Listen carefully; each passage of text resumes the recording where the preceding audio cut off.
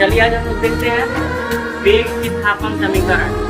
ये हम लोग का 9th का चैप्टर 2 का है इक्वेशन। बहुत सारे इक्वेशन हम लोग सॉल्व कर चुके हैं। आज हम लोग का कौन सा इक्वेशन नंबर है? इक्वेशन नंबर हम लिखवाए होंगे, पहला है, दूसरा है, तीसरा है।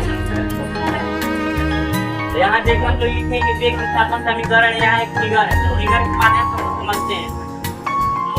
वेग विस्थापन समीकरण निकालने के लिए यहाँ देखो लिखा गया है कि समलंब चतुर्भुज का क्षेत्रफल। समलंब चतुर्भुज का क्षेत्रफल, समलंब चतुर्भुज कौन सा है बताइए?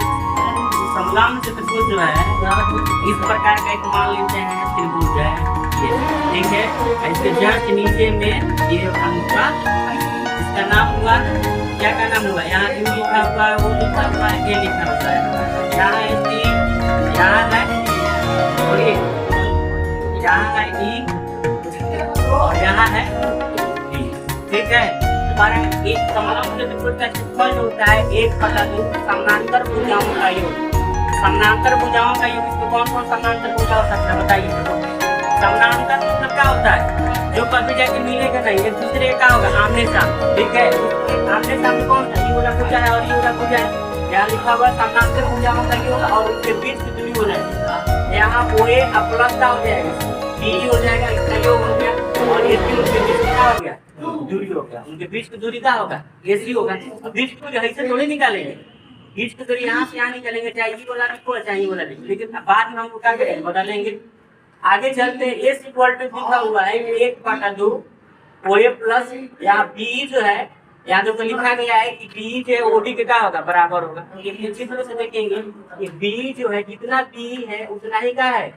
OD है। यहाँ हम लोग यहाँ चेंज कर दिए हैं, BE इक्वल टू क्या कर दिए? OD कर दिए, यहाँ लिखा गया है। उसी प्रकार आगे चलेंगे 1/2 OA प्लस OD। अब देखिए यहाँ AC को जो है ना BC से हम क्या किए? भाग दिए हैं, गुना किए। और किसी में देखो नीचे में भाग करेंगे, ऊपर में गुना करेंगे तो वैल्यू में कोई परिवर्तन नहीं होता है, क्योंकि आगे हम लोग को काम में चेंज करने की दृष्टि से यहाँ दिया गया। फिर उसी प्रकार हम लिखे हैं, इसको यहाँ ना किए, इसको यहाँ किए, चेंज किए समझने के लिए। अब आगे देखते हैं, यहाँ पे किए हैं OA प्लस OD।